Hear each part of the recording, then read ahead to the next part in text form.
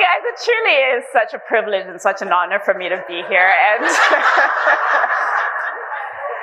And when Lindsay asked me to speak, I started to think about, well, what would I talk about? What would I come here and say? And I thought about it for a few weeks. And then I thought to myself, a good starting point might be for me to define, for me, what does it mean to be a powerhouse woman? What does it mean for me to stand in my power? And what came to me as I was reflecting on this was actually all of the examples in my life of women who are powerhouses. As Lindsay said, my story started from very humble beginnings. I was literally raised in a mud hut with no running water and no electricity. But I had incredible women in my life who dreamt so much for me more than what was possible for them. And I want to say, I also had incredible men in my life. My father was truly the best father. My dad died 3 years ago, but he was truly the best father I could have asked for. But the women in my life were the ones who played the biggest role in who I am and the woman that I have become. My mom is truly one of the most beautiful, brilliant, resilient, strong women I know. But today I want to tell you about another woman in my life, my grandmother, my maternal grandmother. Her name was Chengeto.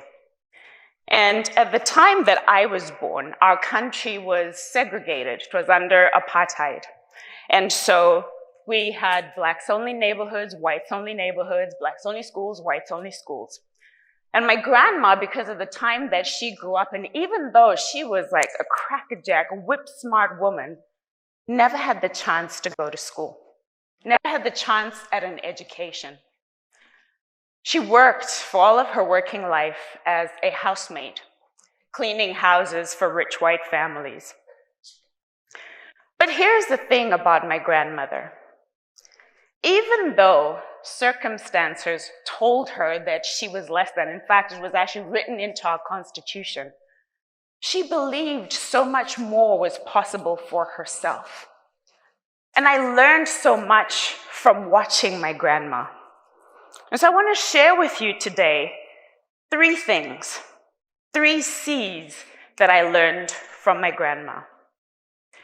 My grandma believed that we all have a choice, that we don't always get to choose the circumstances of our life, but we always have a choice about who we are and how we show up in the circumstances of our life.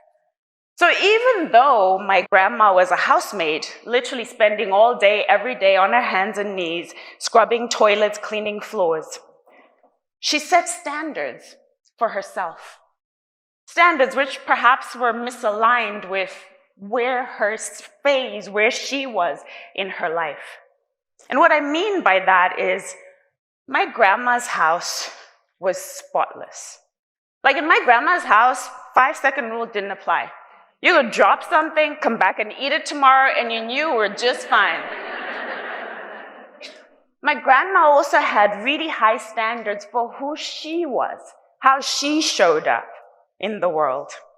Now, bear in mind, she was a housemaid, cleaning, scrubbing all day, every day. But every single day that I remember, my grandma would get up early, bathe, curl her hair. She would make sure that she had an outfit picked out the night before. She loved, her favorite kind of outfit was a skirt, loved skirts, pleats was her thing. So she'd have these pleats that literally were like razor sharp. You could cut a loaf of bread with those pleats on my grandma's skirt.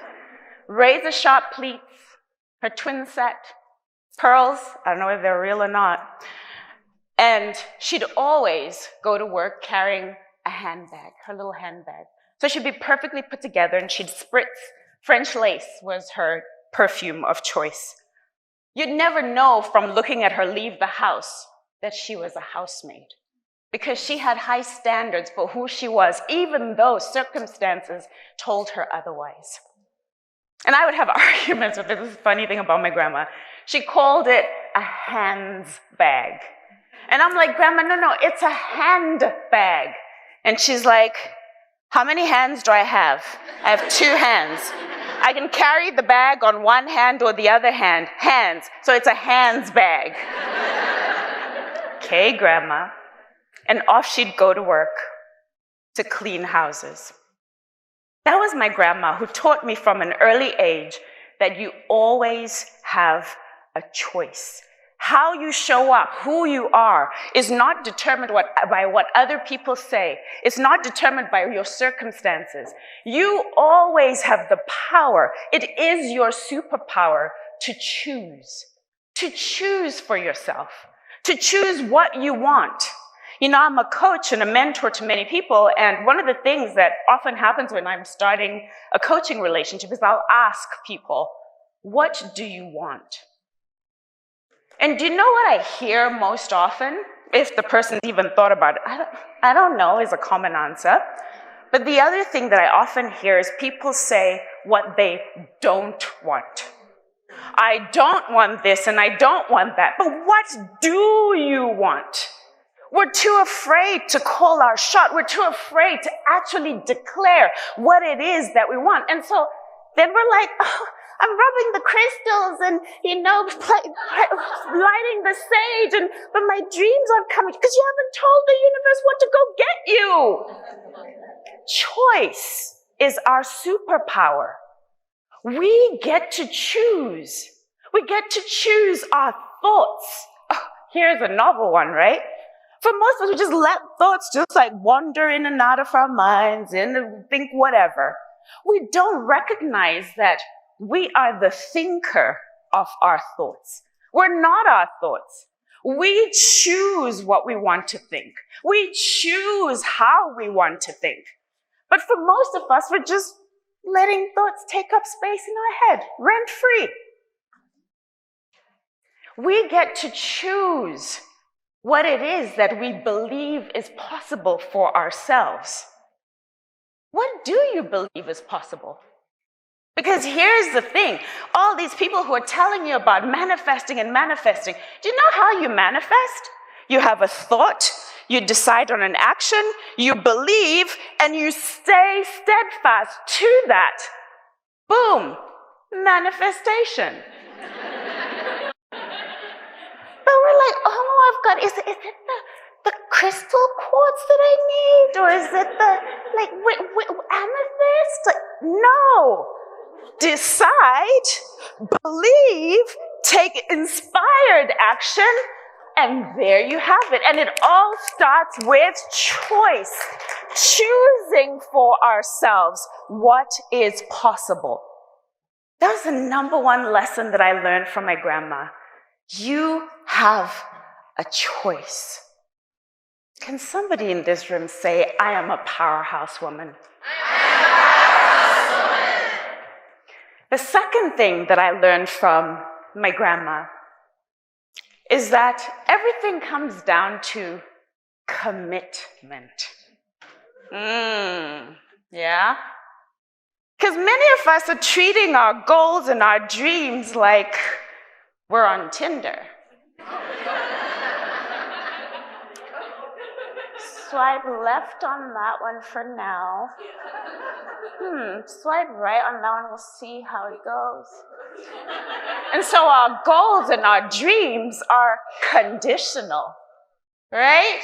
Our goals and our dreams are conditional on if the circumstances are perfect, and if it doesn't interfere with my viewing of Game of Thrones, and if it doesn't, we have all these conditions. We treat our goals like they're multiple choice. We're not committed. But most of all, we're not committed to ourselves. We're not committed to ourselves to show up in self-integrity. Self-integrity. Full self-responsibility. It's always so nice for us to blame other people for our fail. Oh, I failed because, my husband didn't really believe in my dream, and then my mom didn't really want me to do this, and so, oh yeah.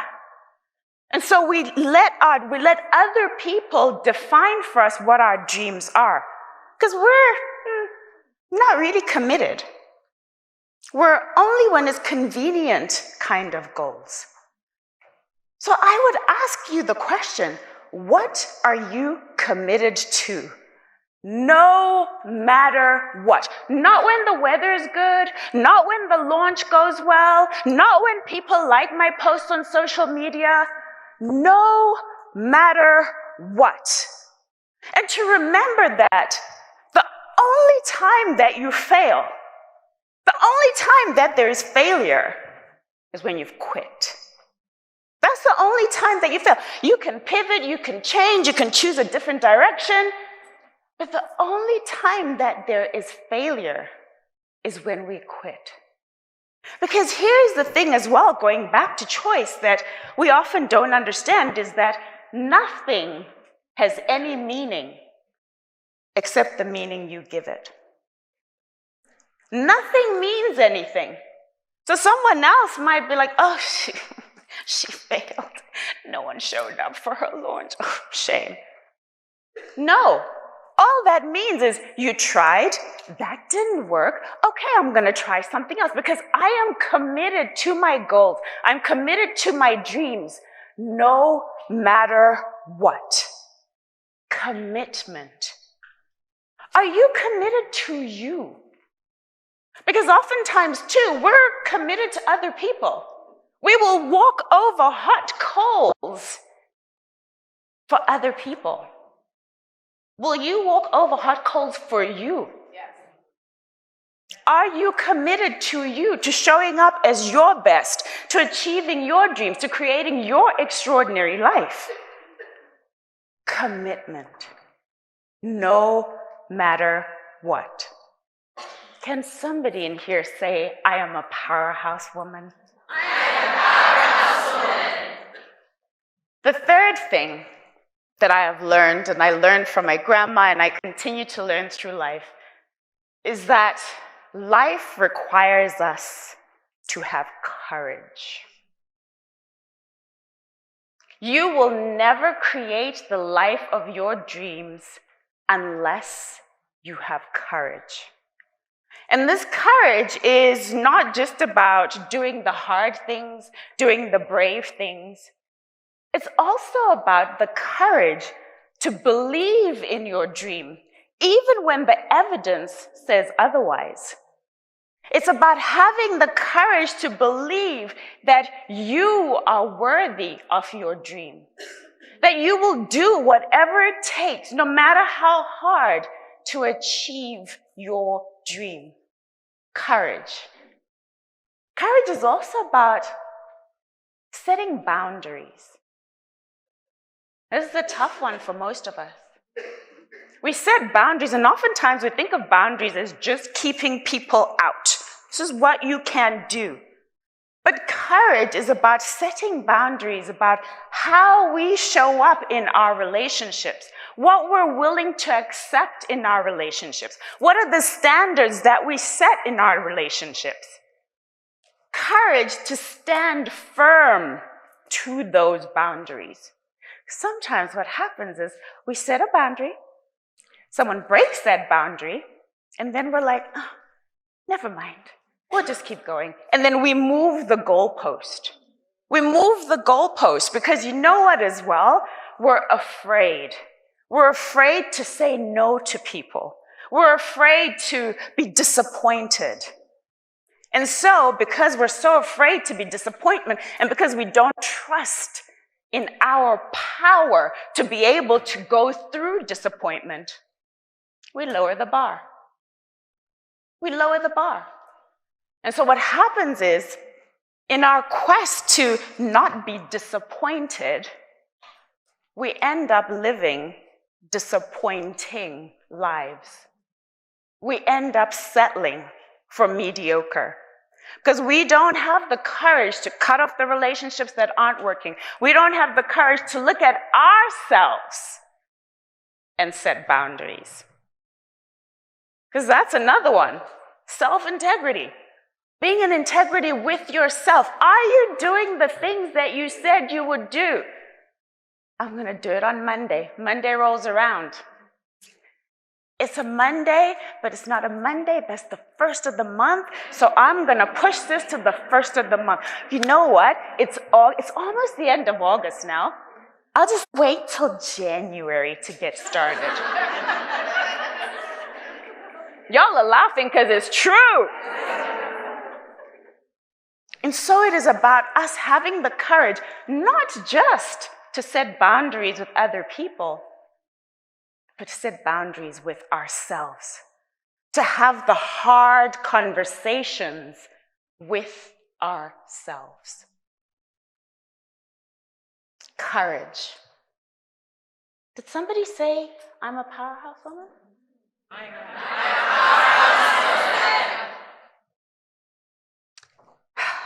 But what I hear you say is, that's all good and well, when things are going great and,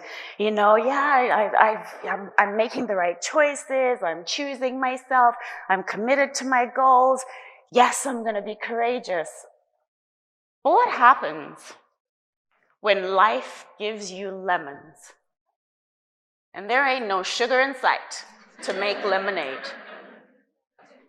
If I go back to my grandmother's story, my grandma's greatest dream was that I would get an education, the education she could never had. She had a dream that one day I would live in, one of those mansions that she could only clean but could never live in. And so imagine how thrilled she was when I eventually got to go to university in England.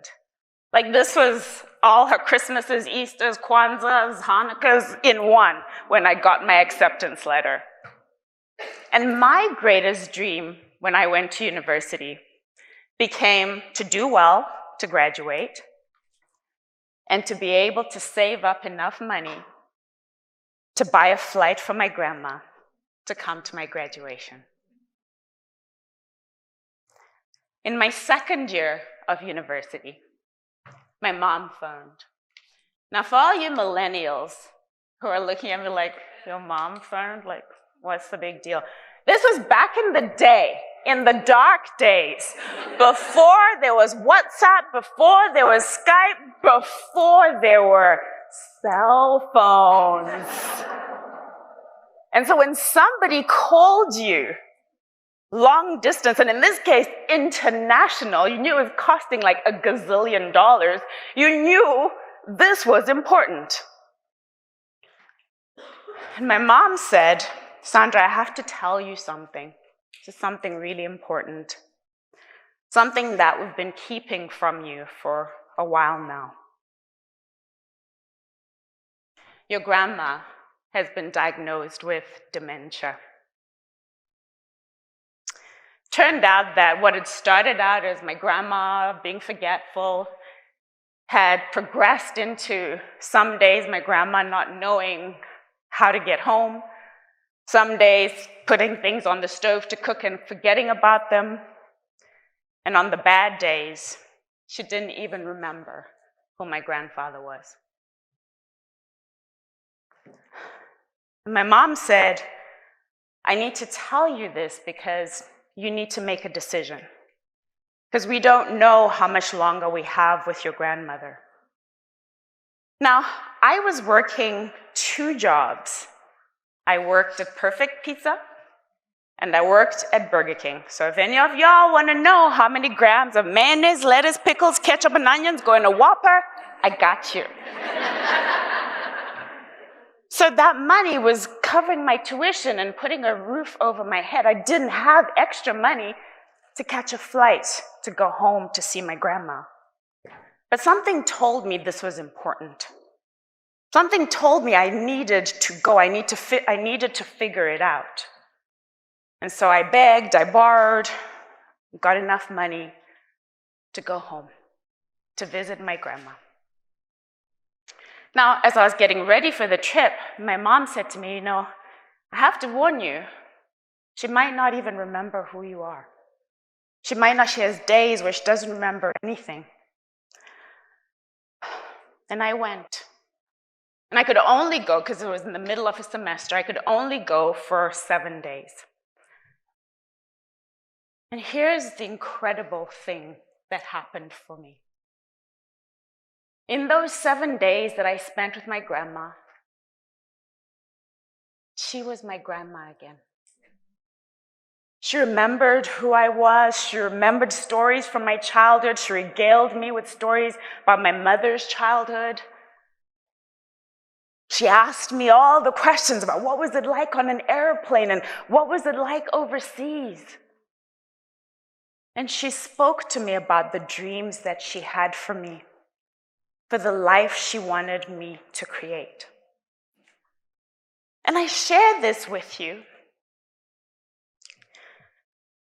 because when I showed up to see my grandma, what I was greeted by was her in her pleated skirt, perfect pleats, twin set, pearls, French lace, handbag. She had lost everything that she had known. She had even lost her mind. But she had a standard for herself.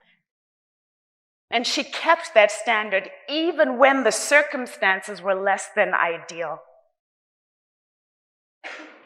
One of the things that we're not taught is to live with duality.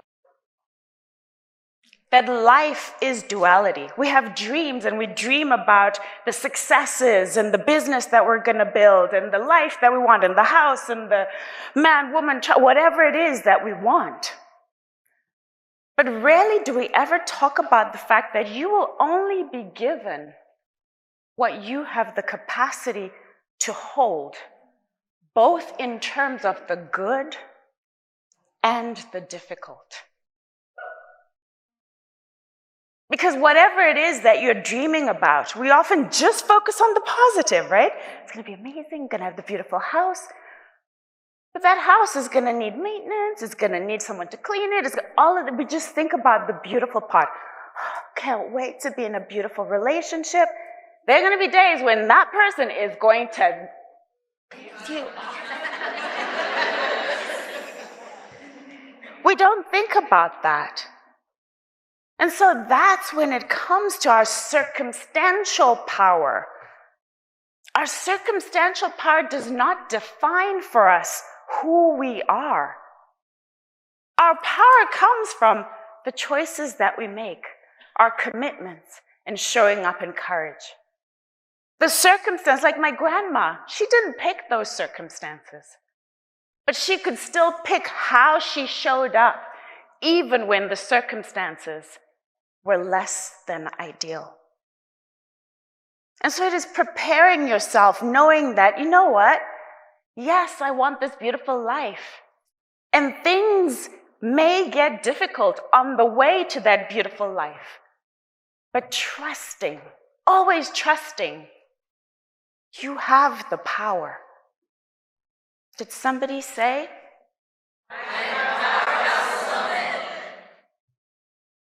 Something else that sometimes gets in the way of us standing in our power, being a powerhouse woman, is our relationships.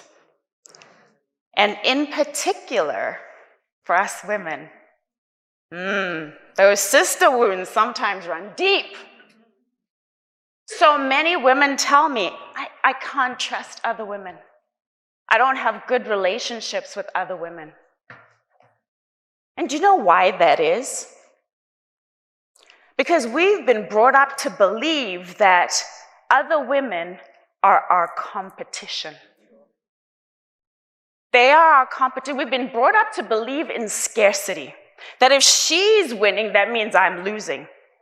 If she's got the pie, that means there's none for me. If she's got a seat at the table, there isn't a seat for me.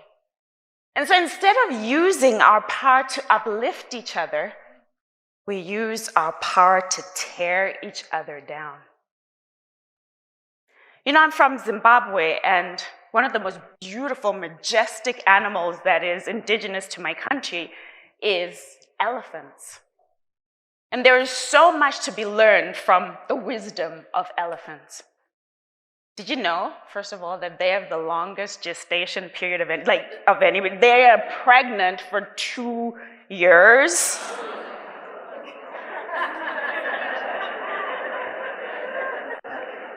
But here's the beautiful thing that happens when a mama elephant goes into labor.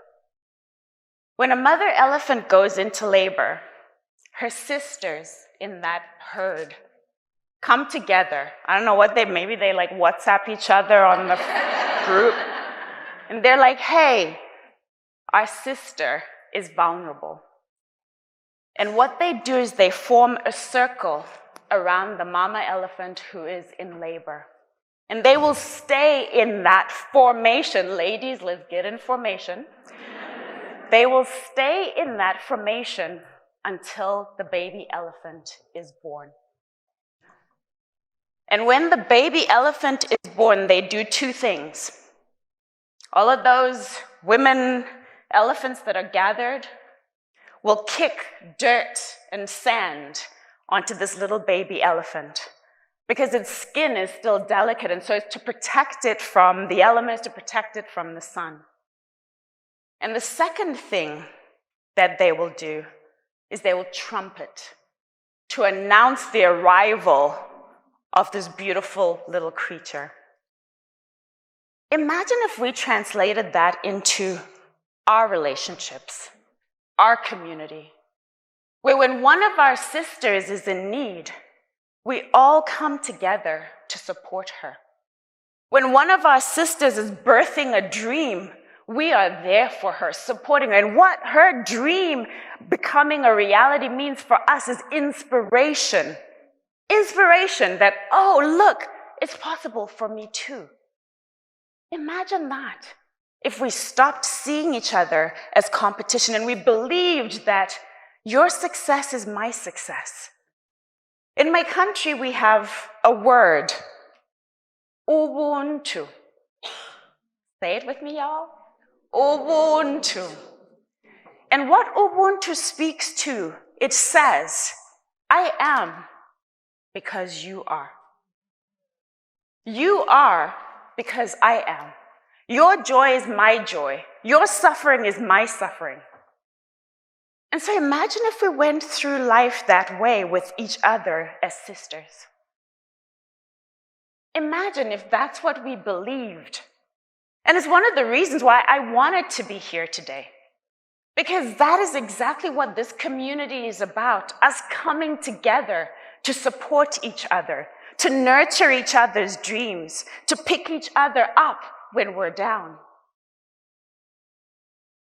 That's what it means to be in community, for us as sisters to believe in each other. You know, one of the things that I love about what Lindsay has built is as I look out on this stage and I look and I see all your faces, how different you all are. And oftentimes we divide ourselves based on, I'm this and you're that and you're not this and you're not that. And yet, look at the woman next to you. She has the exact same hopes and dreams and aspirations. She feels the same pain as you do.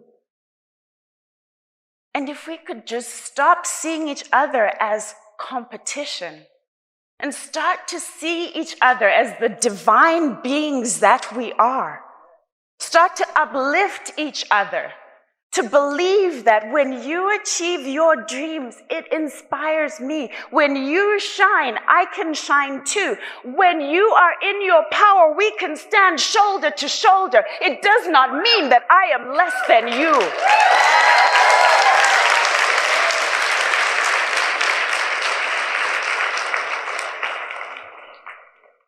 We are powerhouses. We are powerhouse women. If we would just allow ourselves to believe that, to stand in our power, to believe that we have choice. We always have choice. To believe that our dreams are possible when we are committed to them. to believe that it takes courage. But that's where, too, your sisters come in on the days when the load is too heavy, when the launch has not gone well, when people are mean to you on social media, that you can lean on your sisters, that as sisters we can formation. One of my favorite things to do is to collect quotes. Much to my husband's, I have books and journals and on my phone and on the walls. I love quotes. And one of my favorite quotes is from a children's book. A children's book that maybe some of you have read, maybe you've watched the movie, The Wizard of Oz. If you think about it, sorry, spoiler alert for anybody who hasn't read it, it's the original Eat, Pray, Love, right? Because Dorothy goes on a journey to find herself. And for those of you who've read it, you know that when Dorothy comes back, the good witch says to her something that is so powerful and something that I want each one of you to take with you. The good witch says, you have the power. You've always had the power. You just had to find it for yourself. Each one of you in this room has the power. You are powerful beyond measure. And it is time for you to step into that power, to step into the things that you were put on this earth to do, to step into the service that you are here for, to help the people that you are here to help. And so I want you to remember, you have the power. You have always had the power. And you are worthy. You are worthy to be, you are worthy to do, and you are worthy to have anything and everything your heart desires.